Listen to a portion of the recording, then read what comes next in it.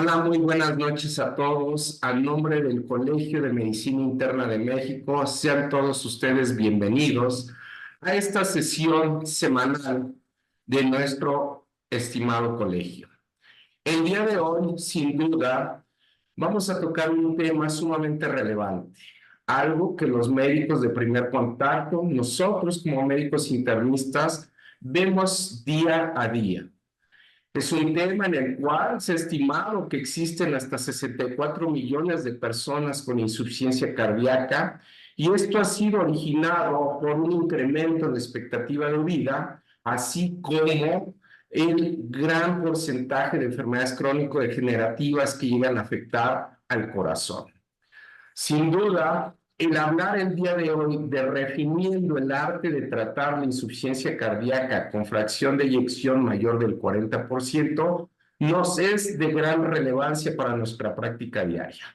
Y para ello tenemos un ponente de alto nivel. Agradezco y doy la bienvenida al doctor Antonio Jordán Ríos. Él es médico cirujano, quien se graduó de la Universidad de La Salle con honores y al mismo tiempo realizó la especialidad en cardiología avalado por la Universidad Nacional Autónoma de México. Él es cardiólogo con especialización en ecocardiografía e insuficiencia cardíaca. Actualmente, el doctor Antonio Jordán Ríos se desempeña como médico especialista en la clínica de insuficiencia cardíaca del Instituto Nacional de Cardiología. Se destaca en el manejo de la insuficiencia cardíaca crónica con implementación de nuevas tecnologías para su detección y sobre todo para su tratamiento. Nos complacemos en darle la bienvenida y agradecemos haber aceptado la invitación para que nos comparta sus conocimientos en el tema y nuevamente, redefiniendo el arte de tratar la insuficiencia cardíaca con fracción de eyección mayor al 40%. Buenas noches, muchas gracias, doctor Jordán Ríos.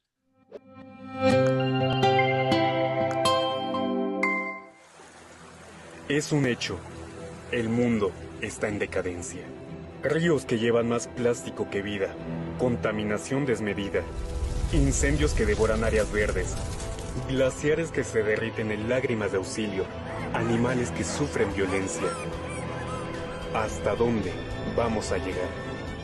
Mi nombre es Daniel Granados Marmolejo, somos del colectivo de organizaciones de la Sierra de Guadalupe, CONSIGUE. Pretendemos básicamente a través de diferentes experiencias, acciones, implementar proyectos de rescate de las barrancas, principalmente de la Sierra de Guadalupe. Nuestra principal misión es rescatar entornos degradados, entornos en destrucción, con la participación de la comunidad. Y nuestra visión es ser un referente en temas ambientales, con la finalidad de incidir en temas de ecotecnias, alimentos y fomentar la adaptación ante el cambio climático mediante las reforestaciones y mediante la producción de alimentos y agua. Cada minuto que pasa, una especie desaparece. Cada hora, un ecosistema colapsa. Porque los recogedores de basura o las personas que estamos recogiendo basura como nosotros nos tarda mucho y a veces nos ensuciamos. Les platico también cómo llegamos a CONSIGUE, pues somos gente de buena voluntad. En una casualidad nos hemos encontrado y unimos nuestros esfuerzos, porque ya no nada más es el esfuerzo aislado de un pequeño grupo, Porque trabajar juntos nos permite sumar esfuerzos y trabajo conjunto. El apoyo de CONSIGUE nos ha servido mucho gracias a la difusión y gracias a todos los apoyos que ellos también generan. Organizamos y cuidamos nuestras barrancas. Estamos en el programa de rescatarlas para que sean microclimas en beneficio de las partes urbanas y contra el cambio climático. Y desde hace varios años estamos tratando de conservarla hasta el día de hoy, para que se puedan decretar esas barrancas, como esta que está aquí, como áreas naturales protegidas. Se está buscando que se puedan declarar en ese aspecto para que ya nadie les cambie el uso de suelo y nadie las afecte. Los invitamos para que se unan a estos esfuerzos que hacemos aquí en nuestra sierra. Los invitamos a que se sumen y que lo hagan y que la próxima temporada de reforestación nos ayuden a hacer reforestaciones. ¡Cuidemos el ambiente!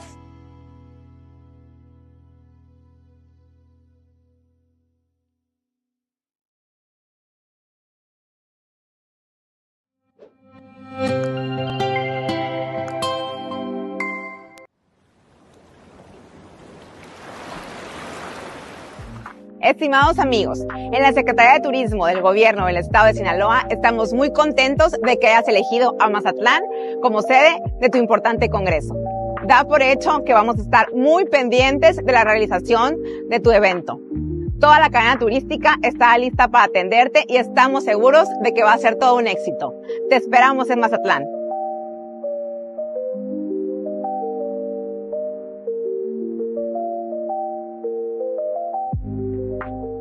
Hola, ¿qué tal? Muy buenas noches a todos.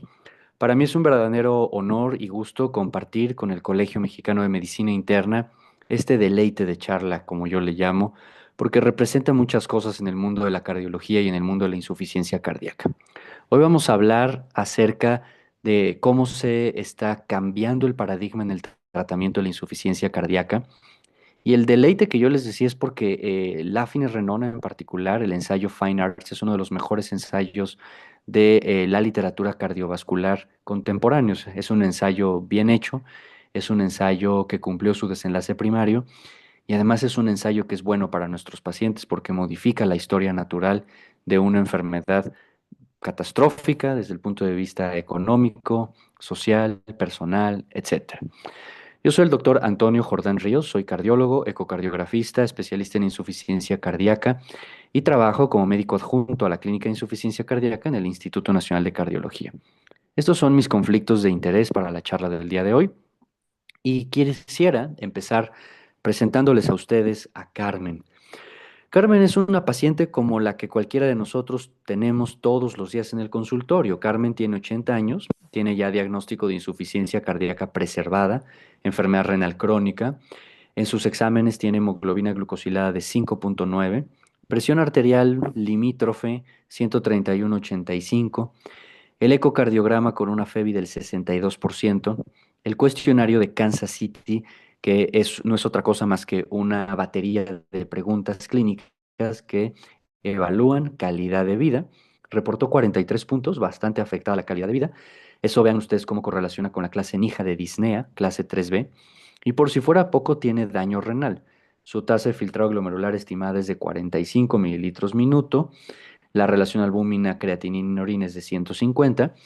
Y ella se encuentra bajo inhibidor del cotransportador sodio-glucosa tipo 2, un IECA y diuréticos. Así que como ven es un caso pues de la vida real, un caso como el que cualquiera de nosotros pudiéramos tener. Sin embargo, Carmen fue hospitalizada por insuficiencia cardíaca y congestión hace un día. Entonces, el primer punto que quisiera que quedara como de enseñanza es decirles, estimados colegas, que aunque sus pacientes tengan FEBI conservada, perfectamente es factible que tengan congestión. La congestión, sobre todo venocapilar pulmonar, dada por el incremento en las presiones de llenado, puede darse de forma bastante frecuente cuando la FEBI es conservada. Entonces no esperen tener FEBIs reducidas para ver edema pulmonar, hipertensión venocapilar o incluso edema periférico. Cuando interrogamos a Carmen en urgencias, nos contó que sus síntomas han empeorado en el último año, a pesar de estar ya hoy en día con la terapia fundacional. A ver, sabemos que los ISGLT2 para falla preservada y para enfermedad renal crónica, no hay debate en eso. Sabemos que los IECA también por enfermedad renal crónica y por hipertensión están perfectamente bien indicados. Y vean cómo es una paciente verdaderamente con mala calidad de vida porque está necesitando diuréticos a demanda, PRN, como decimos, según su grado de congestión. Así que es una paciente con importante riesgo y con mala calidad de vida. Seguramente ustedes han visto en más de una ocasión a pacientes como Carmen. Bueno, esta diapositiva ejemplifica varias cosas. Primero, la definición de insuficiencia cardíaca preservada, como ustedes han visto en las guías de práctica clínica, representa o corresponde a más de 50% de FEBI, mientras que cuando tenemos por arriba de 40 y antes de llegar a 50 le llamamos ligeramente reducida. Existen consensos futuros para poder estimar con relativo grado de certeza y de confianza que para las nuevas guías de insuficiencia cardíaca de 2026, la definición o la categoría de falla cardíaca preservada contemplará la definición desde más del 40%. Y la razón es porque los ensayos clínicos contemporáneos pues están hechos así, con fracción de expulsión de más del 40%. Entonces, ¿qué quiero decirles con esta diapositiva? que tendemos nosotros a minimizar el grado de severidad de la falla cardíaca preservada, ¿no es cierto? Nosotros vemos una FEBI por arriba de 40 y decimos, ah, el paciente le va a ir bien, no le va tan mal como aquel que tiene 20%. Lo que quiero demostrar aquí, con base en esta referencia de estudios epidemiológicos bastante grandes, es que el grado de sobrevida, vean cómo, no es estadísticamente diferente entre las tres categorías de la falla cardíaca en cuanto a 5 años se refiere. A su mano derecha, vean también ustedes cómo el grado o la necesidad de readmisión u hospitalización en las tres categorías de la falla cardíaca es alrededor del 80%, sin diferencia significativa también a 5 años. Entonces, la fracción de expulsión preservada es igual de ominosa, tiene el mismo mal pronóstico que la reducida y tiene la misma carga de hospitalización que la reducida. Dado que Carmen padece falla cardíaca preservada, pues evidentemente sus probabilidades de vivir disminuyen y sus probabilidades de hospitalizarse aumentan. Bueno, la insuficiencia cardíaca preservada desde el punto de vista fisiopatológico es distinto a la reducida. Mientras que en la mano izquierda de su pantalla ven que la falla reducida generalmente tiene hipertrofias excéntricas, dilataciones de volumen, paredes ventriculares reducidas y un miocardio reemplazado por fibrosis, acá no. En la falla cardíaca preservada, el problema generalmente, como se ha dicho, es diastólico. Vean cómo el grado de hipertrofia es más bien concéntrico. Esto habla que son generalmente pacientes con muchas comorbilidades, como hipertensión arterial. Vean cómo no hay dilatación del ventrículo izquierdo, las paredes son rígidas. Vean este grado tan importante de hipertrofia concéntrica. Y además quiero llamar su atención a que el intersticio del miocito es un intersticio reactivo, es un órgano productor de moléculas proinflamatorias que lo único que hacen es perpetuar una cadena de mucha mayor fibrosis. Algunas características la falla preservada las comparte con la reducida y otras no. Por ejemplo, quiero que tengan muy presente que en la falla preservada las mujeres tienen una prevalencia mucho más elevada que en la reducida.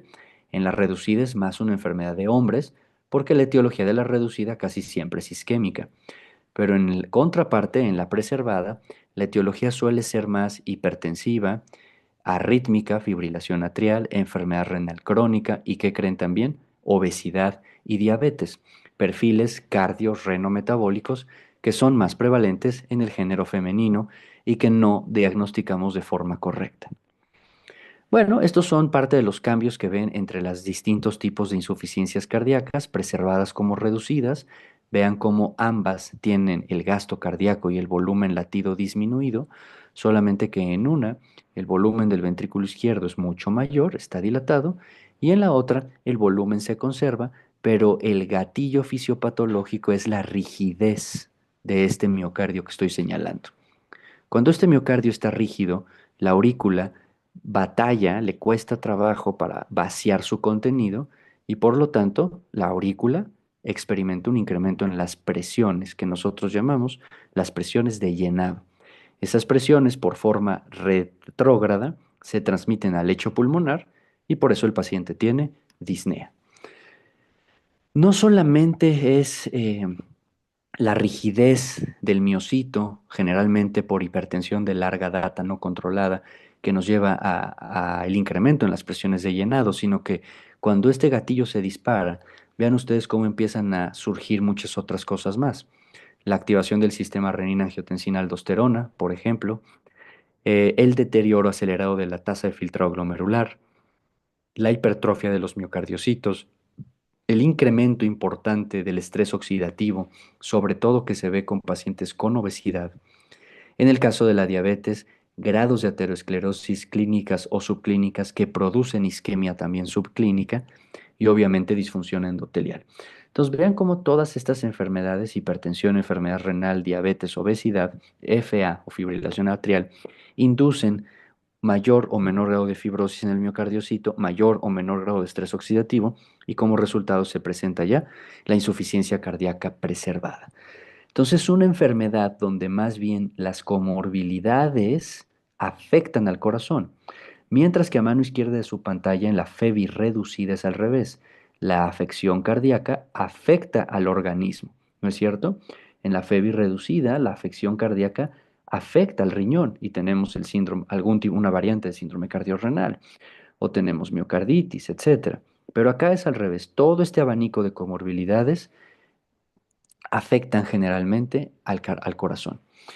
Y pues como ya había yo adelantado, esta es una enfermedad cardiorrenometabólica en donde vean cómo el síndrome metabólico, obesidad, diabetes, hipertensión, la propia enfermedad renal crónica hacen que los pacientes, lo que todos ya sabemos, viven en un estado de inflamación sistémica persistente. Esto involucra a todos los órganos del cuerpo y como hoy estamos hablando de corazón, pues en el corazón lo que induce es fibrosis intramiocárdica, mayor rigidez, mayor incremento en las presiones de llenado y mayor sintomatología. Los ensayos contemporáneos de insuficiencia cardíaca con fracción moderadamente reducida o preservada demuestran que esta enfermedad es una enfermedad sistémica, es una enfermedad cardiorrenometabólica, porque vean cómo más de la mitad de todos los pacientes aleatorizados en todos los ensayos de falla cardíaca preservada tienen al menos una, dos o tres comorbilidades, como ven ustedes aquí, más de la mitad de los pacientes. Esta es una data sacada en resumen de los últimos ensayos más importantes en la materia en falla cardíaca preservada, Fine Arts, Deliver, Paragon, TopCat y iPreserve. Y pueden ver ustedes cómo a medida que generamos y reclutamos ensayos nuevos, cada vez se vuelve más mórbida nuestra población en función de que cada vez tienen dos o hasta tres condiciones cardiorrenometabólicas. Por lo tanto, los tratamientos para la falla cardíaca preservada deben abordar todos los factores o los tratamientos cardiorrenometabólicos, porque esta es una enfermedad sistémica, es una enfermedad compartida. Por ejemplo, de los 64 millones de pacientes en el mundo con falla cardíaca, cerca de la mitad tienen solamente una de estas enfermedades, que es la enfermedad renal crónica. Si a eso le sumamos cuántos de todos los millones de fallas cardíacas son diabéticos, también van a ser millones de ellos. Existe una vía fisiopatológica común que se llama fibrosis, inflamación y disfunción endotelial y que una vez que se activa, pues lo único es que genera una cascada viciosa que hace que se perpetúe esta enfermedad. Hoy estamos hablando de esta enfermedad con mayor frecuencia y con mayor relevancia porque ya existen tratamientos a nuestra disposición que cambian el curso y que detienen este círculo vicioso. Como ya mencioné yo, los pacientes con falla cardíaca preservada y ligeramente reducida tienen una esperanza de vida mucho menor que los pacientes sanos. Y eso, además de ser lógico, queda de manifiesto en esta gráfica porque pueden ver ustedes cómo la columna color morado muestra lo reducido que tienen la esperanza de vida los pacientes con falla preservada, pero vean que no es muy distinta a la reducción en la esperanza de vida de aquellos que tienen FEBI reducida completamente o ligeramente reducida. Es decir, cualquier tipo, en resumen, cualquier tipo de insuficiencia cardíaca, pues conduce a una esperanza de vida similar. Aquí están los datos, vean cómo en el mundo son cerca de 64 millones solo con insuficiencia cardíaca preservada o con más de 40%. Aquí están los datos de América del Norte, de Europa, de Asia y sobre todo tenemos muy pocos datos en falla preservada de Latinoamérica. Sin embargo, eso no significa que no exista y eso tampoco significa que seamos ajenos a la avalancha que se nos viene. Se proyecta un aumento del 24% de falla cardíaca preservada de aquí al 2030, que está ya a la vuelta de la esquina. Y este incremento nunca lo ha registrado la historia de la salud pública, es de esta magnitud, pues porque de esa magnitud es el incremento de las comorbilidades cardiorrenometabólicas que estaremos viendo. Ahora, entonces, falla cardíaca preservada es una enfermedad, ya dijimos, altamente prevalente, igual de mórbida y mortal que la reducida, pero tiene un reto muy importante a sus hombros, a cuestas, que es el reto del diagnóstico. La falla preservada no tiene un esquema de diagnóstico donde A más B es igual a C, ¿me explico? No es tan fácil diagnosticarlo. Y se necesita un alto grado de sospecha, es decir, primero tengo yo que captar a mis pacientes que tengan o disnea o edema, después evaluar que no sea de un origen cardíaco, Después aplicar la definición universal de insuficiencia cardíaca, es decir, que el paciente tenga deterioro en sus signos y síntomas. Confirmar que no tenga un simulador de la enfermedad, me refiero, por ejemplo, a la miocardiopatía hipertrófica o a la amiloidosis. Y ya después de que hice todo eso, ahora sí evalúo la probabilidad clínica que tiene el paciente de tener falla cardíaca preservada, ¿sí? Para evaluar la probabilidad clínica tenemos dos scores, el score americano, el score europeo. El score americano se llama H2FPEF y vean ustedes cómo toma ciertas variables, a cada variable le asigna un punto y si nuestro paciente tiene 6 o más, significa que es altamente diagnóstico de falla preservada. Claro, altamente diagnóstico o altamente probable, pero no es confirmatorio el diagnóstico. Lo mismo, los europeos tienen su herramienta, se llama el HFA-PEF Score, en donde más de 5 puntos, basado en estos criterios mayores y menores, también nos hace indicar la probabilidad clínica de que esa disnea sea por incremento en las presiones de llenado, sea por falla cardíaca preservada. Entonces, el primer paso es captar a mi paciente con disnea o con deterioro de clase funcional o con edema. Después aplicarle el H2FPEF score o el HFA-PEF score. Y si tengo una probabilidad alta, entonces avanzo. ¿Avanzo a qué? A hacer un eco y unos péptidos natriuréticos, ¿de acuerdo? Tengo que demostrar en el ecocardiograma que existe incremento objetivo de las presiones de llenado, un daño cardíaco objetivo, lo tengo que demostrar por eco. ¿Y eso cómo se ve? Pues ustedes van a ver que va a haber aurículas izquierdas dilatadas, que su ecocardiografista les va a reportar incremento en las presiones de llenado, que su ecocardiografista les va a reportar disfunción diastólica grado 2, y estos son los parámetros que ven ustedes acá en color verde y en color amarillo que deben ustedes buscar en el reporte de eco para demostrar que existe una evidencia objetiva de incremento en las presiones de llenado y de daño orgánico. Si no tienen un eco, pueden pedir un NT-proBNP o al revés, si no tienen el péptido natriurético, pueden pedir el eco. Pero el ecocardiograma es obligado para la demostración objetiva que hay daño orgánico estructural. Los puntos de corte son estos, más de 220 para NT-proBNP y más de 80 para BNP. Una vez que se establece el diagnóstico, el tratamiento hasta hace unos años era prácticamente nulo. A mano izquierda de la pantalla ven las recomendaciones americanas para la FEBI reducida. Vean cuántos cajones de tratamiento tenemos y eso que no son todos. Falta, por ejemplo, vericiguat, falta, por ejemplo, ibabradina, fármacos que han demostrado también contribuir a la reducción de la mortalidad. Vean cómo los europeos también los mismos cajones de tratamiento para reducida.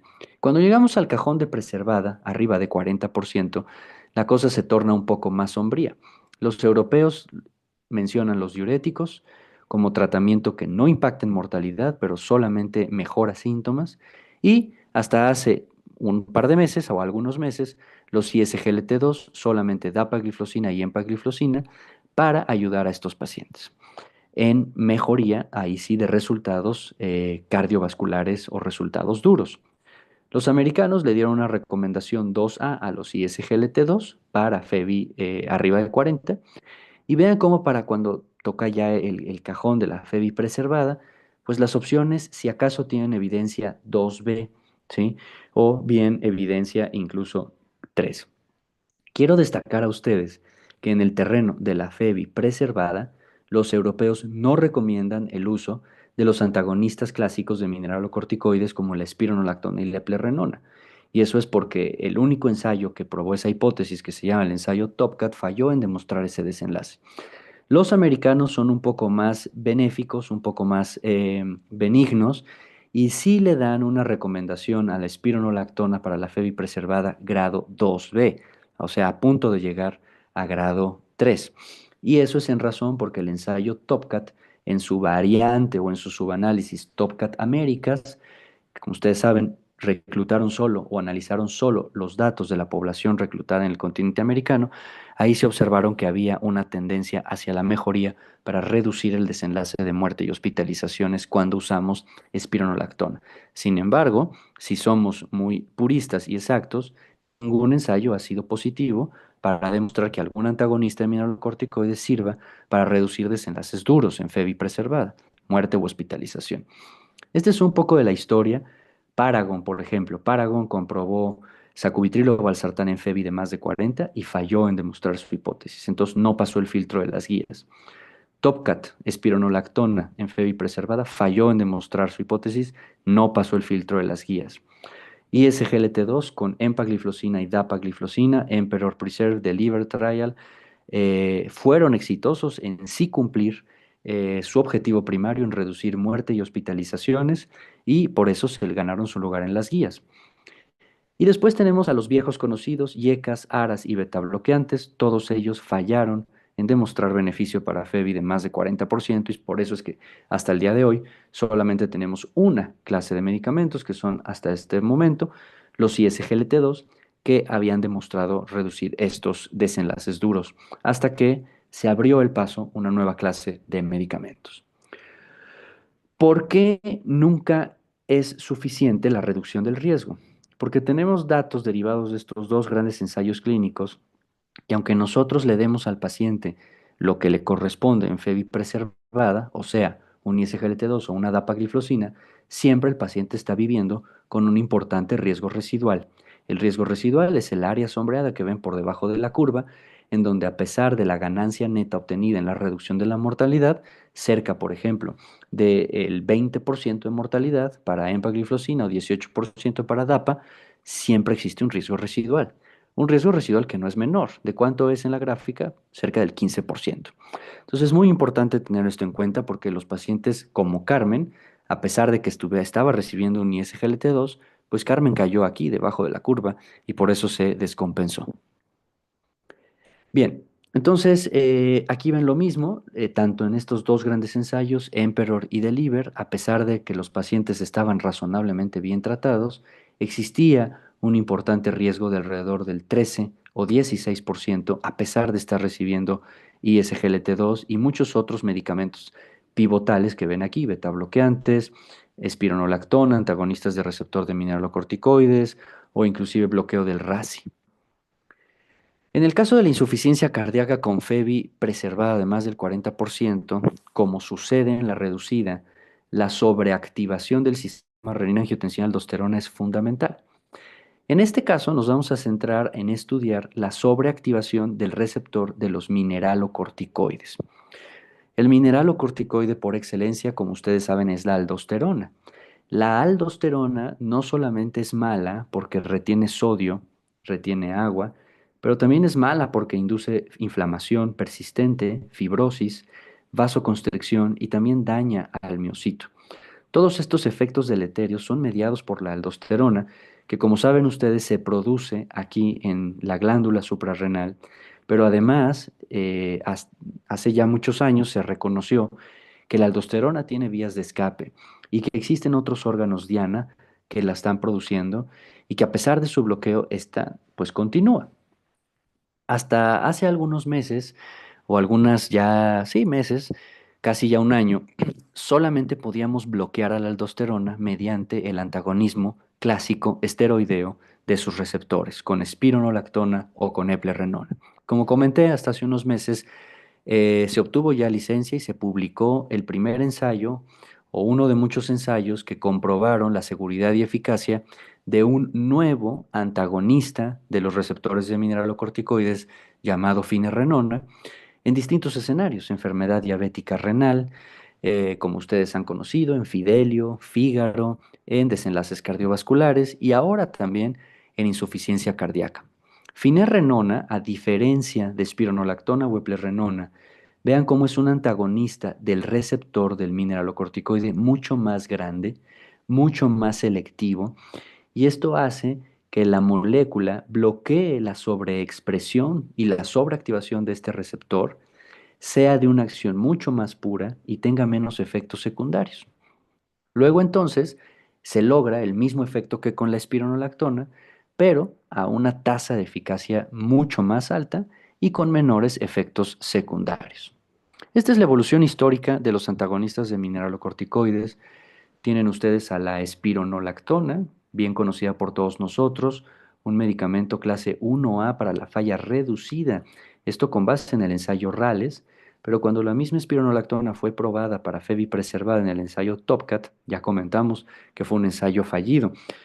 Después vino eplerenona. Eplerenona se probó en énfasis, en Ephesus Trial, énfasis para población isquémica, Ephesus para no isquémica, y también fue exitosa en la FEBI reducida. Hasta ahí íbamos en el año 2002. En el año 2019 empezaron a estudiarse unos antagonistas de mineralocorticoides de nueva generación, que son los no esteroideos y que son los que ven en pantalla. Muchos de ellos fracasaron en el camino y pues no cumplieron desenlaces primarios desde los ensayos fase 1, fase 2. Algunos otros provocaron efectos adversos indeseables y prohibitivos, y el único que ha sobrepasado la prueba de todos, la prueba rigurosa de todas las fases clínicas ha sido finerenona, que hoy incluso ya está globalmente indicado en muchos países del mundo para lo que decíamos, la proteinuria con enfermedad renal crónica diabética. Pero no se sabía si este antagonista de aldosterona no esteroideo pudiese ser benéfico en la FEBI preservada, algo que no logró espironolactona ni eplerenona. Y con eso se corrió el ensayo Fine Arts HF y todo el portafolio de finerenona en insuficiencia cardíaca. Entonces, aquí están algunas diferencias de finerenona con espironolactona. Vean cómo finerenona, como ya dijimos, no contiene una molécula esteroidea. Eso lo hace tener mucho menos efectos adversos. Por ejemplo, finerenona no produce ginecomastia, no produce efectos antiandrógenos en los hombres. Como ustedes saben, entre espironolactona y eplerenona, espironolactona es mucho más potente, pero finerenona es igual de potente a espironolactona sin los efectos secundarios. Esto debido a que tiene una selectividad muchísimo mayor que sus contrapartes esteroideas. Entonces vamos a entrar de lleno a este ensayo, el ensayo Fine Arts, un ensayo que trató de demostrar seguridad y eficacia en finerenona, este nuevo antagonista de mineralocorticoides no esteroideo, para una enfermedad huérfana donde solamente había una clase de medicamentos que mejoraba. Vamos entonces a analizar cómo se hizo. Fine Arts reclutó 6,000 pacientes y los aleatorizó uno a uno, un brazo placebo, y a un brazo se le dio finerenona a dosis de 10, 20 y 40 miligramos al día en función de la tasa de filtrado glomerular. Si los pacientes tenían una tasa de filtrado glomerular de más de 60, se buscaba llegar a la dosis objetivo, dosis máxima, dosis deseada de 40. Si la tasa de filtrado era de menos de 60, el paciente se quedaba con 20. Entonces, recibieras 20 o recibieras 40, de acuerdo a tu tasa de filtrado glomerular, te seguían durante 32 meses de estudio contra un grupo placebo, quien recibía una pastilla sin medicamento. Y el objetivo principal del estudio fue demostrar el número de pacientes que experimentaban muerte cardíaca y un evento de falla cardíaca, tanto un evento primero como un evento recurrente, me refiero a una hospitalización. Este desenlace primario era combinado, es decir, se le contaba al paciente como haber experimentado el desenlace si tenía una o la otra. Podías tener una hospitalización y te contaba como un evento. Podías tener muerte y te contaba también como un evento. Es decir, era un evento primario compuesto. Y había también otros eventos secundarios como el tiempo transcurrido desde una hospitalización a la segunda, qué tanto mejoría la NIJA, qué tanto mejoraba la clase funcional y la calidad de vida con el cuestionario de Kansas City, también la evaluación sobre el declive de la tasa de filtrado glomerular y también el tiempo transcurrido hasta la muerte por cualquier causa. Eran pacientes de más de 40 años con el diagnóstico ya establecido de falla cardíaca desde clase 2 a clase 4. La FEBI tenía que ser de más de 40. Lo que yo les decía, tenían que tener anomalías estructurales en el corazón, o hipertrofia, o dilatación del atrio, o incremento en las presiones de llenado, y tenían que tener estos péptidos natriuréticos, más de 300 en sinusal, o más de 900 en fibrilación auricular. Se excluyeron pacientes con tasas de filtrado de menos de 25, que tuvieran un potasio de más de 5, que tuvieran un infarto, sobre todo en los últimos 90 días, una miocarditis recente o presión sistólica de más de 160. El ensayo fue bastante parejo e incluyó en gran medida participantes de prácticamente todo el mundo, inclusive nuestro país, México, figura en la lista de países. Vean cómo contribuimos con 78 pacientes. China contribuyó, por ejemplo, con 428 pacientes, pero bueno, la población latina está representada en el ensayo. Y estas son las características basales de la población. Una población bastante añosa, 72 años, la proporción entre masculino y femenino casi estaba a la mitad, la gran mayoría tenían un índice de masa de 30. Vean cómo, lo que ya les decía, la población latina representó el 10% de toda la muestra, incluso representamos más que América del Norte. Y pues la gran mayoría de los enfermos estaban en hija 2, 70%, y el 30% restantes en hija 3. Vean cómo la FEBI promedio, aunque se reclutó a los pacientes desde más de 40, la FEBI promedio era del 52%, ¿eh? Entonces era una FEBI promedio de auténticamente definición de FEBI preservada. Y una casi tercera, cuarta parte de la población con fibrilación o flóter auricular al momento del diagnóstico. Eran pacientes enfermos porque tenían un NT-proBNP alto de 1052, la tasa de filtrado en 61. Bastantes de ellos habían tenido hospitalizaciones previas, de hecho más de la mitad, y se encontraban en razonable buen tratamiento. Vean como 80% diuréticos, 80% beta bloqueantes, ISGLT2 solo 13% de los pacientes, etcétera, ¿no? Aquí pueden ver entonces cómo FINEARTS se compara con el resto de los ensayos en falla preservada. Y sobre todo vamos a analizar en falla preservada que hayan sido exitosos, como Emperor, Preserve o Deliver. Vean cómo las edades en Emperor, Deliver y FINEARTS eran las mismas, 72 años. FINEARTS tenía más proporción de género femenino, la FEBI era similar, 53%, la clase de la NIJA también muy parecida. Entonces eran pacientes un poquito incluso más enfermos, con un BNP, de hecho el BNP más alto de todos los ensayos de FEBI preservada. Eso habla que eran pacientes muy sintomáticos y que lo que sea que hayamos encontrado sería benéfico para ellos. Y este es el resultado definitivo y final del estudio. Vean cómo finerenona cumplió en demostrar la reducción del riesgo del desenlace combinado de muerte cardíaca más eventos de falla cardíaca. ¿Cuánto logró reducirlo? Un 16%. El hazard ratio fue el 0.84. Vean cómo el intervalo de confianza no cruza la unidad y naturalmente el valor de P es significativo a favor de finerenona contra placebo a lo largo de 36 meses de seguimiento. Y vean cómo las curvas se empiezan a separar desde el mes 3, cuando empieza a haber beneficios con los pacientes. Cuando nosotros desmembramos y descomponemos el desenlace primario en sus dos elementos, uno, vemos la muerte y otro, las hospitalizaciones, vemos claramente que el resultado se vio influenciado en mayor medida por las hospitalizaciones. Vean cómo cuando analizamos muerte por sí solo, el intervalo de confianza cruza la unidad y ahí no hay significancia estadística. Solamente la hay al combinar eventos más muerte. Y la razón es muy simple, no es porque el fármaco no tenga eficacia directamente en la muerte, sino que para que estadísticamente nosotros podamos demostrar beneficios en mortalidad en esta enfermedad de falla preservada, se requirieran hacer ensayos de cerca de 16,000 pacientes y no por 36 meses, sino a lo mejor por 48 meses. Entonces se vuelven ensayos muy largos y demasiado costosos. Por eso es que el desenlace primario combinado nos da una idea bastante certera de que el fármaco reduce ambas cosas, muerte y hospitalizaciones. ¿Qué hay con respecto a distintos subgrupos? Vean cómo si tienes menos de 60 o más de 60, el fármaco tiene un efecto consistente independientemente de la FEBI y también el fármaco sirve independientemente de que se use o no se use ISGLT2. Finerenona también demostró beneficio significativo en los endpoints secundarios. Vean ustedes cómo hubo diferencia significativa en el Kansas City Cardiomyopathy Questionnaire, es decir, los pacientes mejoraron calidad de vida, los pacientes también mejoraron NIJA y mejoraron también parcialmente la variable del compuesto renal. En cuanto a seguridad, ¿qué tenemos que decir? Bueno, tenemos que decir, eso sí, que finerenona comparado con placebo, pues demostró tener más hipercalemia. Vean como más de 5.5 de potasio, 14% en el grupo de finerenona, contra pues prácticamente la mitad, 7% en el grupo de placebo.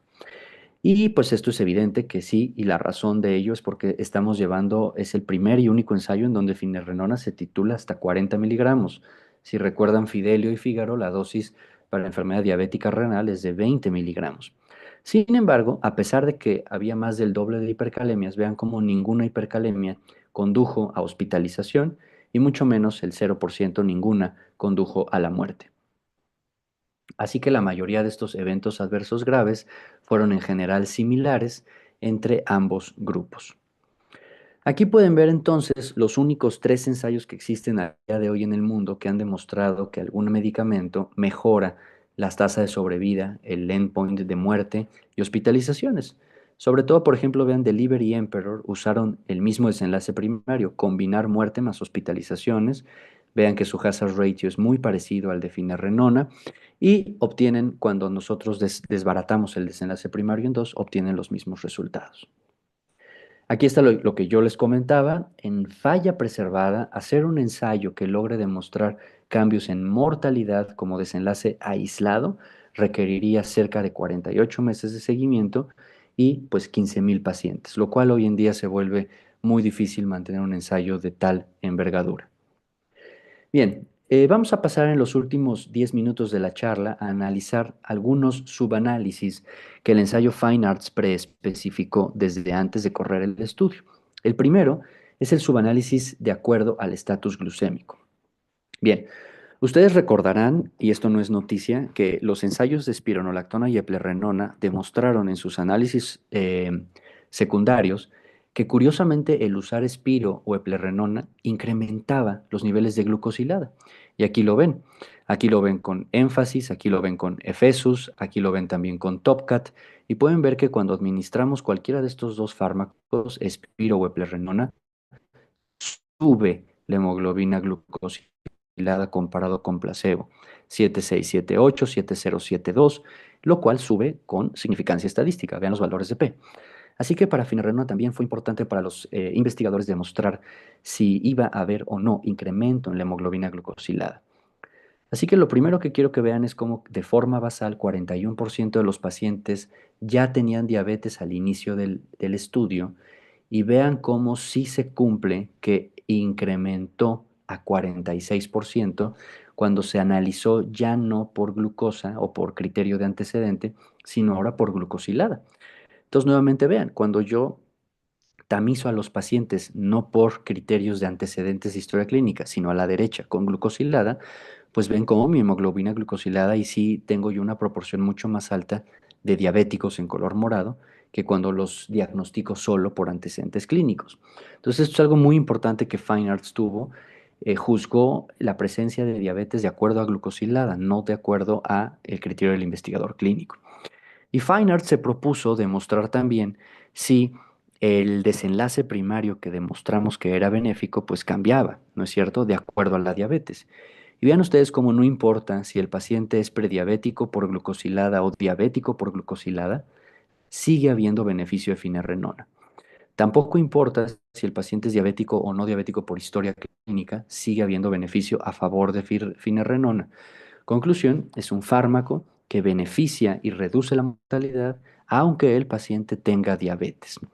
Esta reducción del riesgo en la muerte cardíaca y en la hospitalización por falla cardíaca con finerenona, vean cómo es consistente a lo largo de un espectro muy amplio de glucosilada. Tú puedes tener desde glucosilada de 4 o glucosilada de 10 y seguirá el fármaco siendo efectivo en un continuo importante o en un espectro continuo de la diabetes. Vean que el valor de P acción es no significativo y eso habla que el beneficio es consistente. Ahora, ¿qué pasa con los niveles de glucosilada a lo largo de todo el estudio? Ya que tenemos evidencia de otros antagonistas de mineralocorticoides en donde sí subía los niveles de hemoglobina glucosilada. Entonces vean las curvas, tanto aquellos que estaban normoglicémicos como aquellos que entraron en prediabetes, como aquellos que entraron y se enrolaron en diabetes, se mantiene sin cambios significativos, prácticamente igual la hemoglobina glucosilada. O sea, no hay interacción con hemoglobina glucosilada en comparación con sus contrapartes. El siguiente subanálisis es saber si existe diferencia entre el efecto que finerenona induce en hombres y mujeres. Entonces, todos los ensayos modernos de ciencia incluyen siempre un subanálisis comparativo entre hombres y mujeres. Primero, ustedes como 45% de mujeres, 54% de hombres, bastante parejas las tasas, no había diferencia significativa generalmente entre uno y otro, vean cómo Levis eran iguales, el grupo de tratamientos también farmacológico era muy parecido, entonces aproximadamente la mitad de la muestra en Fine Arts eran mujeres, lo cual también es un hito en los ensayos clínicos de falla cardíaca porque siempre habían sido un grupo infrarrepresentado en donde no teníamos claro si el medicamento iba a servir igual. Y vean cómo la respuesta es que sí. Todos los desenlaces que ven en la parte horizontal funcionan igual, tanto en o un ámbito primario de la muerte cardíaca que en hombres. Pudiéramos decir que existe ligera sospecha o pudiéramos plantear como una hipótesis que pudiera haber mayor beneficio en las mujeres que en los hombres. Recuerden que esto es un subanálisis, no podemos sacar conclusiones, simplemente generar hipótesis. Aquí lo ven ustedes, las curvas, vean cómo en la P interacción no hay diferencia estadísticamente significativa. Me refiero a que la reducción del riesgo es lo mismo, seas hombre o mujer, ajustado a variables también de índice de masa corporal. También el fármaco funciona igual, seas hombre o mujer, y respectivamente del valor de FEBI que tengas. Siempre y cuando es entre 40 y 70 de FEBI, los pacientes recibirán beneficio.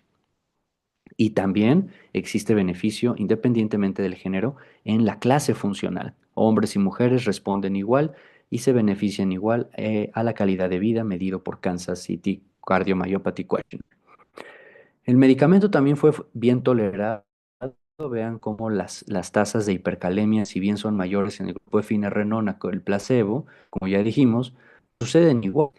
15% de hipercalemia en hombres y 13% en mujeres. Es exactamente lo mismo. La única diferencia de los efectos antiandrógenos, dolor pecho, metástasis, coma, etcétera, no en los hombres, como sí sucede con los otros antagonistas de mineralocorticoides.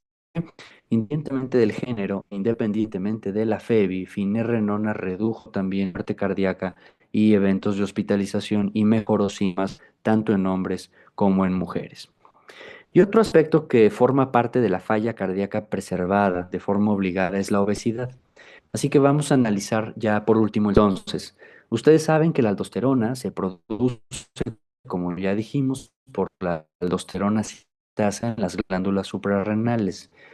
Pero deben ustedes también saber, colegas, que la aldosterona se produce también en el tejido graso visceral. Esos adipocitos, esa grasa visceral, que sabemos que hoy es un órgano proinflamatorio, pues primera noticia, también para muchos, para otros no, la grasa visceral también produce aldosterona. Y es una de las vías de escape cuando nosotros usamos espironolactona o plerrenona. De hecho, a su mano derecha pueden ver ustedes este subanálisis de énfasis, donde ya se sabía que la aldosterona sintasa estaba en la grasa visceral. Vean cómo independientemente del grado de cintura, la plerrenona reducía el desenlace primario de muerte. De hecho, existe un mayor beneficio o existe una hipótesis de un mayor beneficio de los antagonistas de mineralocorticoides en aquellos que tienen una circunferencia de cintura más alta. Esta es la distribución del índice de masa corporal en Fine Arts. Ven ustedes cómo es una población obesa, 33% sobrepeso, 25% obesidad 1 y el resto, pues los otros pesos de índice de masa corporal. Entonces, Fine Arts también evaluó la interacción con la obesidad para ver si existía algún subgrupo de la obesidad que se beneficiara más de la reducción de la muerte y de los eventos de falla cardíaca.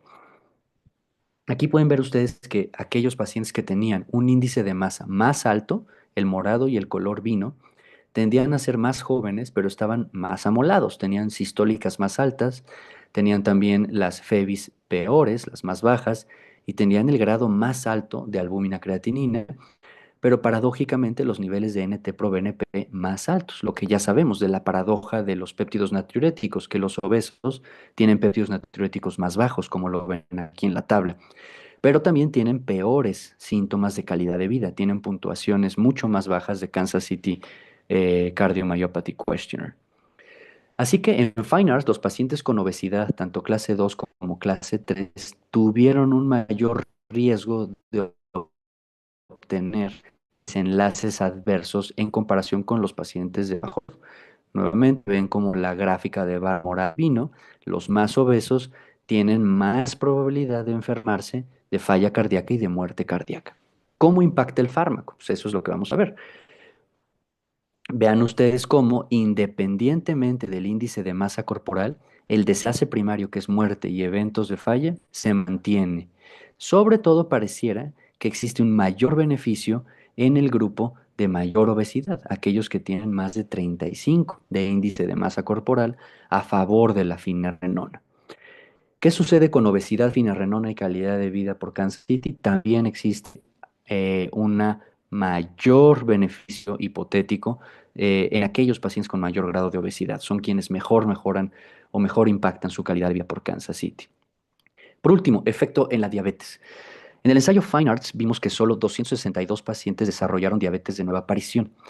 De estos, 176 cumplieron el criterio diagnóstico de acuerdo a hemoglobina glucosilada. Y aquí pueden ver ustedes cómo estaban los pacientes al entrar al estudio, ¿sí? Sobre todo vean cómo en hemoglobina glucosilada ambos estaban prácticamente igual, en 5.7. Ambos grupos recibían la misma proporción de ISGLT2 y ambos eran misma cantidad de prediabéticos. La pregunta de este subanálisis era ver si finerenona podía reducir la aparición de diabetes a lo largo de los 32 meses de seguimiento. Y esto fue algo sorprendente para muchos de nosotros. Esto se publicó el año pasado en el Congreso Europeo de Endocrinología, como finerenona disminuyó, vean ustedes, el riesgo de diabetes de nueva aparición en comparación con placebo. Es decir, hay un 25% menos de probabilidades de que desarrolles diabetes tomando finerenona si tienes falla cardíaca preservada que si no la tomas. Entonces, este efecto sobre el tratamiento fue algo que a muchos nos sorprendió y que evidentemente, pues, nos puso y nos volvió mucho más optimistas para usar este fármaco en esta enfermedad que tiene, pues, todo absolutamente para ser una enfermedad cardiorrenometabólica. Así que bueno, como conclusiones y mensajes para llevar a casa, Fine Arts Trial es el primer ensayo clínico que examina seguridad y eficacia de finerenona en pacientes con falla cardíaca preservada con y sin diabetes e impacta y reduce la aparición de diabetes de nueva aparición. Es el primer antagonista mineralocorticoide que está asociada a reducción del riesgo de diabetes y finalmente, pues ha logrado impactar y ha logrado cambiar la historia natural de los pacientes con falla cardíaca preservada. Hasta hace unos meses solamente los el natural. Ahora tenemos a un nuevo chico en el bar vecindario, la finerenona, que reduce ¿cuánto? 16% el riesgo de muerte y hospitalización en FEBI preservada. Finerenona demostró consistencia a lo largo de múltiples poblaciones, múltiples subanálisis, múltiples FEBs, múltiples estados cardiorrenometabólicos y sobre todo índice de masa corporal. Estos beneficios también fueron notados en calidad de vida, los pacientes mejoraron su calidad de vida y su estado de salud, y finalmente el fármaco tuvo buena tolerancia, buen perfil de seguridad, una baja incidencia de efectos adversos graves comparados con el placebo. Por mi parte es todo, agradezco mucho el favor de su atención y quedo a sus órdenes para la sesión de preguntas.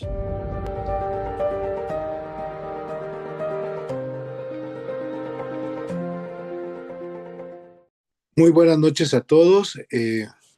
Estamos por iniciar ya la ronda de preguntas y comentarios. En primer lugar, quiero agradecerle al doctor Jordán su excelente presentación.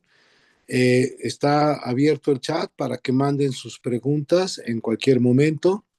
Y en lo que estas preguntas empiezan a llegar a la comunicación que tenemos con nuestros compañeros, a mí me gustaría, además de reiterar mi felicitación al ponente, quería preguntarle una duda que me quedó. Bueno, primero, en primer lugar, llama la atención el bajo porcentaje de pacientes que estaban en tratamiento con ISGLT2.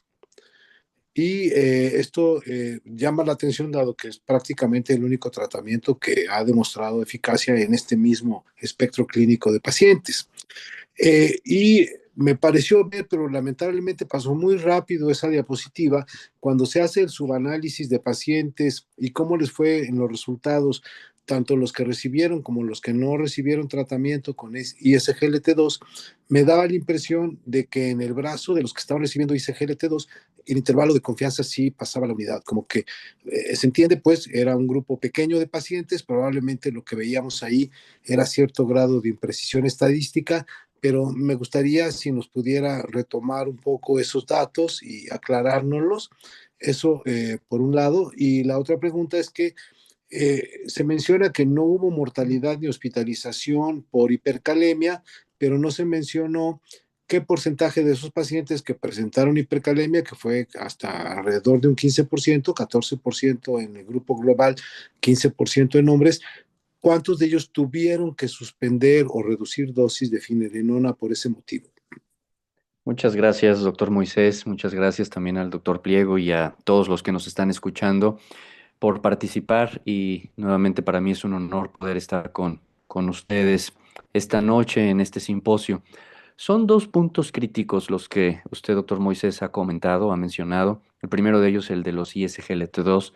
Efectivamente, en el subanálisis, cuando nosotros dividimos aquellos que sí y que no usan, en los que sí usan, en los usuarios de ISGLT2, pareciera, o de hecho cruza el intervalo de confianza la unidad, lo cual uno pudiera asumir que el beneficio en ese grupo pudiera ser simplemente una jugada del azar. Sin embargo, para poder responder concretamente la pregunta si existe o no beneficio, uno tuviera que correr un nuevo ensayo desde cero y aleatorizar en dos grupos puros, uno con y otro sin uso de ISGLT2.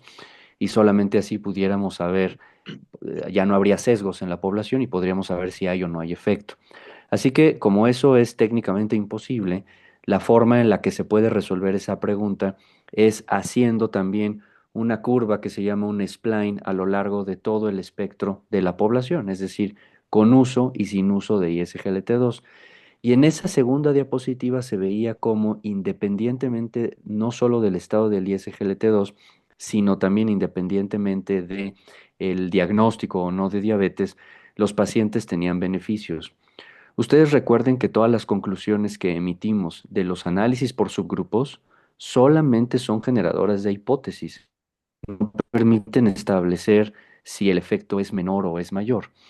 Entonces, es muy difícil considerar que la interacción con un medicamento o el otro pudiera anular o pudiera beneficiar más a un paciente, ¿no? En la otra diapositiva que ahí se veía, a lo largo de ese spline, ustedes veían en línea horizontal el hazard ratio de 1 y por debajo de 1 la curva siempre se mantenía y por eso es que se puede entender que el efecto es homogéneo con o sin uso de SGLT2, con o con una FEBI de 42 o de 58, con o sin diabetes, etcétera, ¿no? Lo segundo que es también crítico es la hipercalemia, ¿no? Evidentemente el grupo con finerenona tenía pues casi 15, 14, 15% más de incidencia de hipercalemia comparado con el placebo.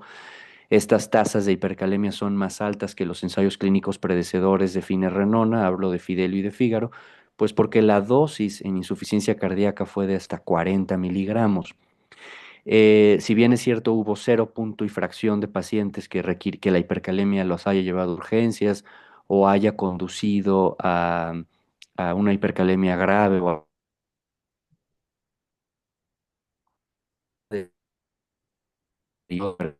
no fue mayor a la de los ensayos con espironolactona o eplerenona.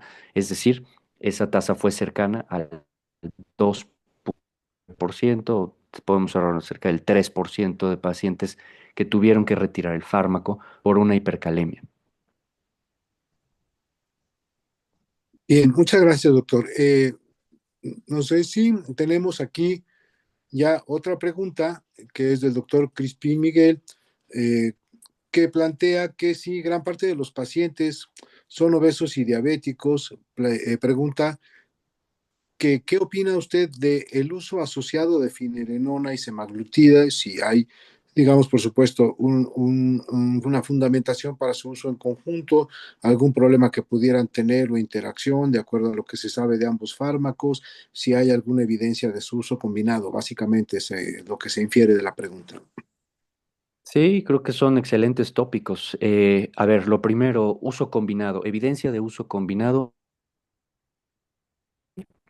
No,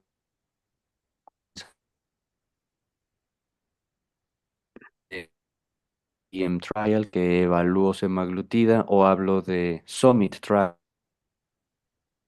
Evidentemente se corrieron muy cercanos al reclutamiento de Fine Arts y la muestra de pacientes no es representativa y no tenía finerenona en el reclutamiento de los GLP-1s. Podemos usarlo combinado, hasta ahora sí, no tenemos una evidencia fisiopatológica o aleatorizada que nos diga que pudiera haber eventos desfavorables. Dentro de los análogos del GLP-1 semaglutide no tiene evidencia para desenlaces duros en falla cardíaca preservada. El ensayo STEP-HF no cumplió el desenlace primario para mortalidad. De hecho, ni siquiera estuvo diseñado para evaluar mortalidad, solo mejoría de síntomas. Y otros análogos de GLP-1, me refiero a tirzepatide, sí demostraron reducir el combinado de muerte cardiovascular y hospitalizaciones. Usarlo en sinergia sí pudiera ser. Les recuerdo nada más que aunque hay evidencia científica para su uso, no están autorizados por las regulatorias, las agencias regulatorias sanitarias de México para esa indicación. Uno puede usar finerenona o semaglutide para falla preservada porque hay evidencia científica, pero no hay regulación sanitaria al respecto. Las indicaciones para semaglutide son antihipoglucémico, obesidad y para finerenona hasta ahorita proteinuria por nefropatía diabética, ¿no? Sin embargo, bueno, tenemos evidencia científica.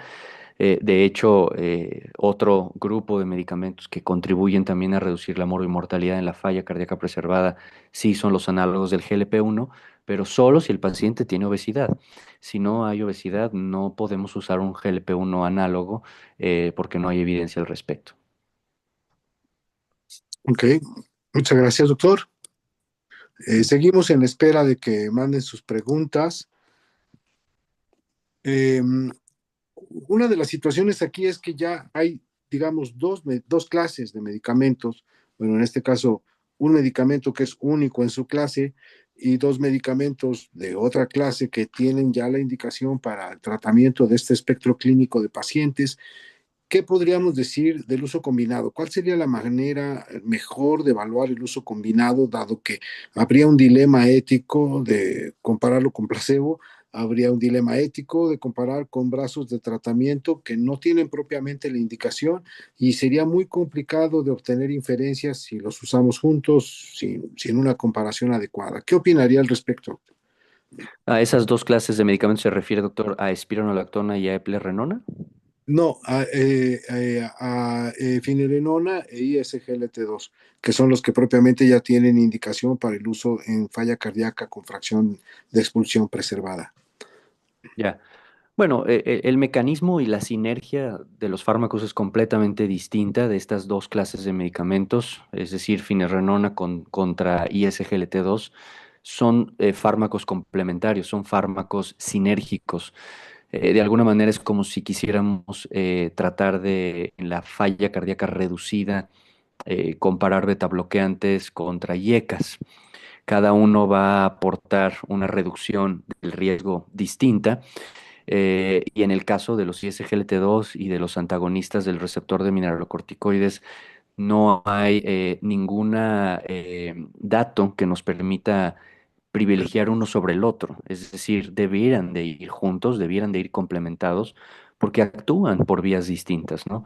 Y ambos contribuyen a reducir más el riesgo relativo de cada paciente. Es decir, a pesar de que los pacientes reciban ISGLT2, debiesen de recibir también un antagonista de receptor mineralocorticoide no esteroideo. Ahora, hacer un head-to-head o un ensayo frente a frente de una clase contra la otra, efectivamente, como dijo el doctor Moisés, sería prácticamente imposible, porque yo no puedo asignarle al grupo placebo la ausencia de finerenona o la ausencia de ISGLT2, porque sería poco ético, es decir, no habría evidencia y no habría autorización porque ya existe el beneficio de esto. Más bien, tendríamos que comparar un grupo que lleve ya las dos clases de medicamentos frente a otro que se agregue o frente a una combinación distinta, ¿no?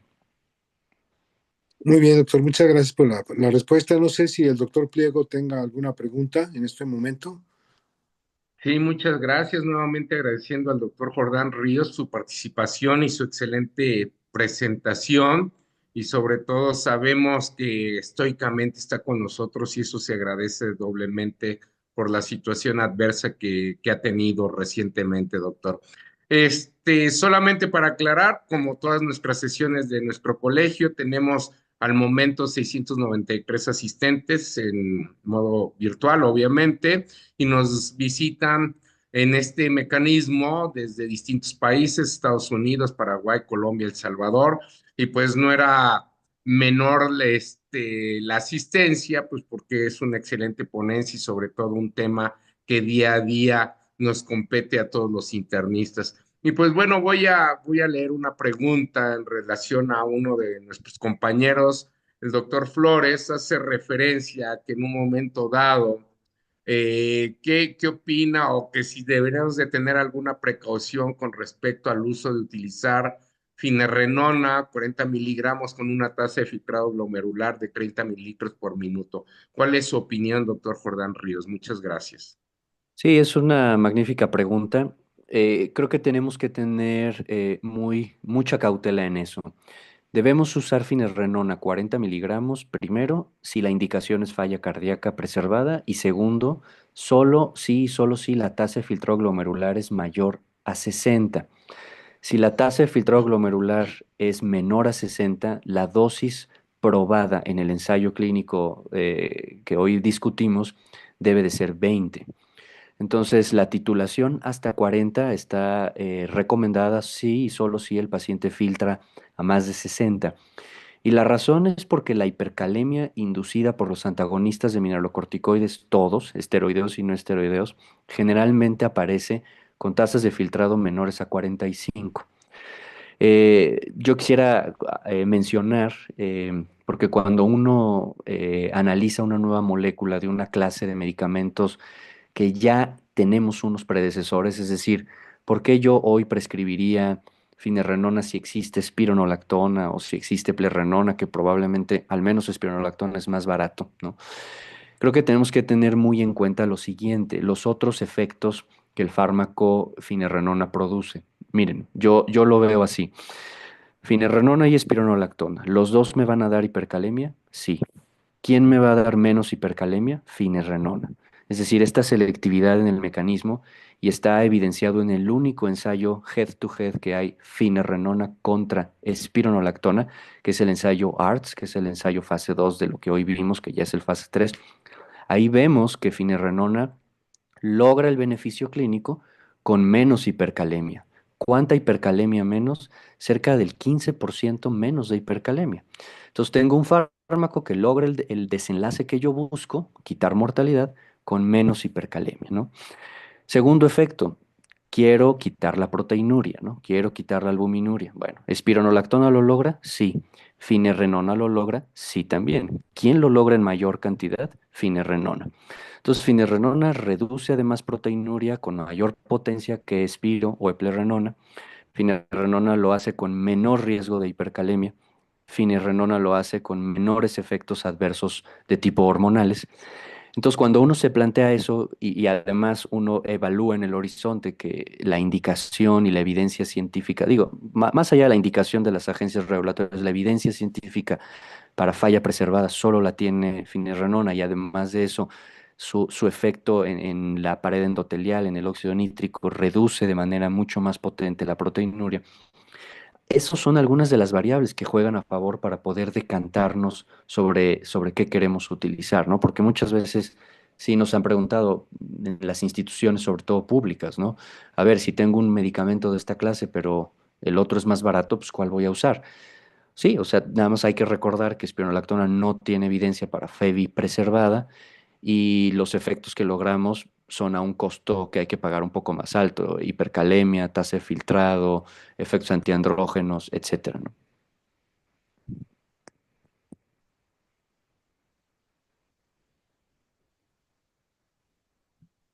Muchas gracias, doctor. Ya las últimas palabras se nos fueron en línea, pero perfecto, creo que excelentemente documentado.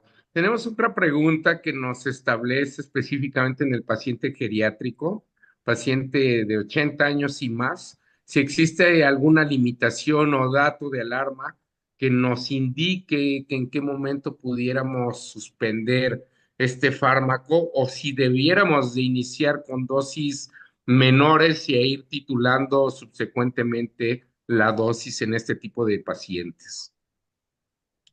Sí, de acuerdo. Voy a cambiar de micrófono para que se me escuche mejor, que en la respuesta anterior no se escuchó. Gracias. A ver, probablemente ahí me escuchen. Sí, Correcto. perfecto. Muy bien. Entonces, con respecto a las palabras anteriores, les decía yo que en resumen, cuando uno tiene un fármaco contra otro de la misma clase, esteroideos contra no esteroideos, uno se pregunta cuál usar, si finerenona también hace el efecto y espironolactona también, y comentaba yo en las últimas palabras que finerenona, a diferencia de los esteroideos, a diferencia de espironolactona y eplerenona, tiene una reducción de proteinuria mayor, tiene la indicación y la evidencia, bueno, no la indicación sanitaria, pero tiene la evidencia científica para falla preservada, y esos cometidos los logra a un precio menor, es decir, a costa de menos hipercalemia, a costa de menos efectos antiandrógenos. Con respecto a la pregunta de la población geriátrica, evidentemente son poblaciones, como siempre, subrepresentadas en los ensayos clínicos. No hay un ensayo específico de finerenona en ancianos, pero sí podemos saber que la media de la edad poblacional, la media de toda la muestra reclutada, eran pacientes bastante añosos. Me refiero a pacientes que vemos en la consulta. 73 años es la media de edad y, como saben, en la campana de Gauss es la media para un lado y para el otro. Y evidentemente hay pacientes mucho más añosos. No hay una limitante específica para la edad en términos de ajuste de dosis, como por ejemplo en el caso de apixaban, uno sabe que la edad es una de las variables para ajustar dosis, o en el caso de algunas otras moléculas. En el caso de finerenona, la precaución sería en función nuevamente de la tasa de filtrado glomerular. Es importante mencionar que finerenona no tiene un papel cardiotóxico, perdón, nefrotóxico específico, sino más bien va en función de la tasa de filtrado que haya, del daño tubular que haya para el riesgo que el paciente pueda desarrollar o no hipercalemia. Esencialmente ese es el problema. De hecho, uno no prescribe antagonistas de mineralocorticoides en cadigos menores a 15 de tasa de filtrado, no porque el paciente vaya a deteriorar más el filtrado glomerular, sino por el riesgo importante de hipercalemia. Entonces, es importante verificar en todos los pacientes el estatus renal, es decir, la integridad tubular, que es muy difícil evaluar integridad tubular por laboratorios de gabinete, a menos que tengamos un laboratorio casi molecular. Como no podemos verificar integridad tubular renal, sí podemos ver tasa de filtrado, ¿no? Entonces hay que tener precauciones importantes con tasas de filtrado por debajo de 30 o 25 y sobre todo evaluar el potasio sérico. En general, en la clínica cardiorrenal del Instituto de Cardiología, que es una de las primeras de México, donde convivimos cardiólogo y nefrólogo juntos, vemos pacientes con tasas de filtrado bastante reducidas. La media de nuestras tasas de filtrado es de 35 mililitros minuto.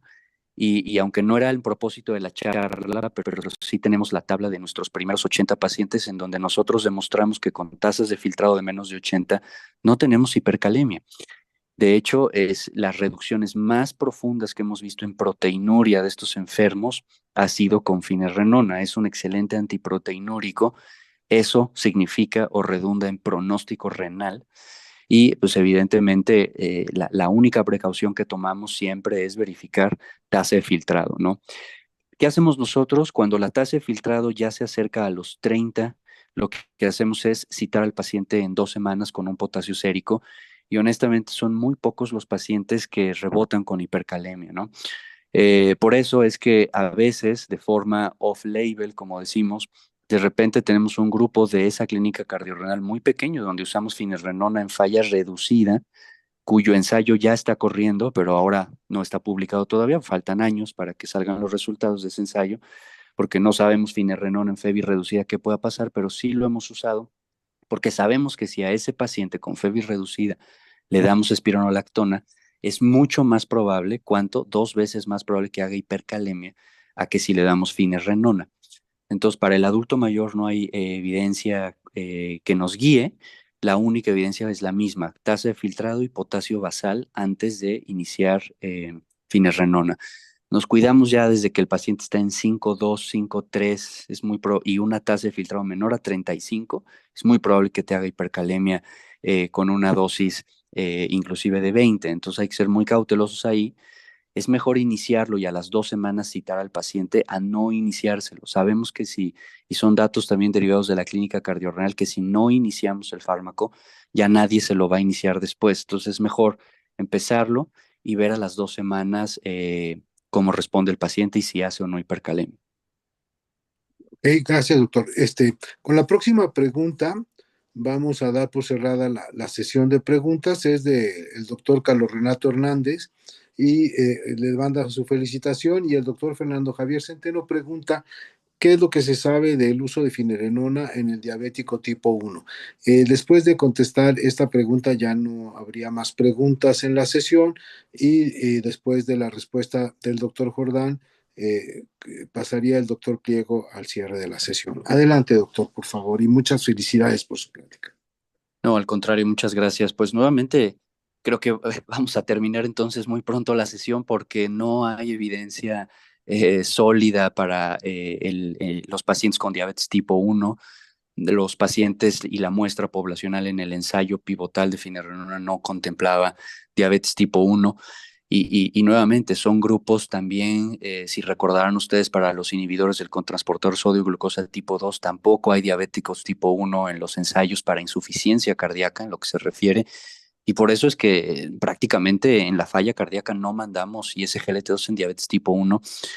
No tendríamos evidencia sólida para poder decidir y normar una conducta ante la diabetes tipo 1. Entonces, sigue siendo un panorama un poco sombrío.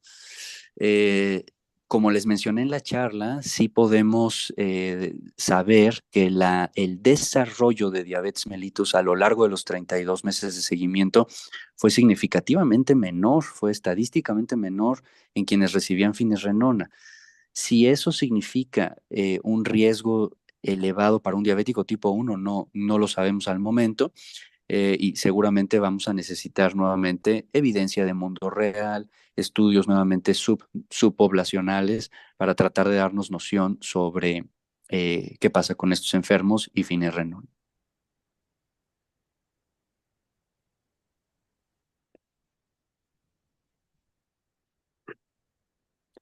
Ok, adelante, doctor Pliego, para el cierre de la sesión.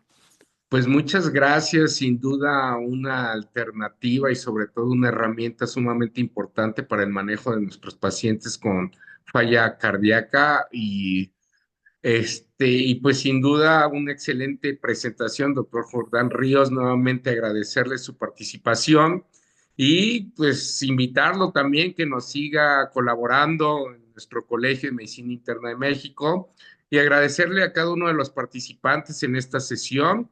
Sin duda siempre enriquecedora y siempre en beneficio de continuar con una educación médica continua para todos los médicos.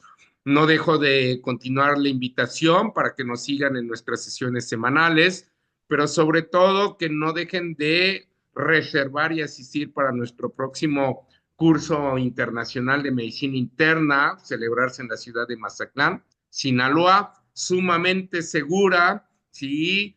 1,5 millones de asistentes al Carnaval de Sinaloa no pueden decir lo contrario, y sin duda una fiesta académica en la cual vamos a tener temas como tan relevantes como que el doctor Jordán Ríos nos ha tocado el día de hoy. Pues no me queda más que agradecerles, desearle a todos muy buenas noches, doctor Jordán Ríos, sobre todo nuestro agradecimiento, y a nombre del Colegio de Medicina Interna de México, les deseo a todos muy buenas noches. Muchas gracias, doctor Moisés Casarrubias. Buenas noches a todos. Muchas gracias. Muchas gracias a todos. Muy buenas noches.